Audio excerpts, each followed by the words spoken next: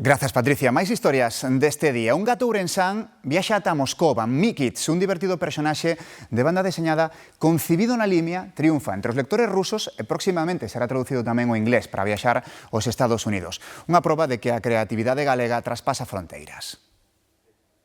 Mikits é un gato lacazán e divertido que ademais fala idiomas. Empezou co galego, pero xa se expresa tamén en castelán, en portugués e agora en ruso. O seu nome en alfabeto cirílico conquista os lectores máis novos da distante Rusia. Primeiro xa leva un tempiño no mercado e, de feito, buscando por redes, vimos que incluso chegou a escotarse. Así que esa é unha boa sinal. En canto lle propuxemos o segundo volume, xa o quixeron o momento. Entón, pois, pensamos que está funcionando ben.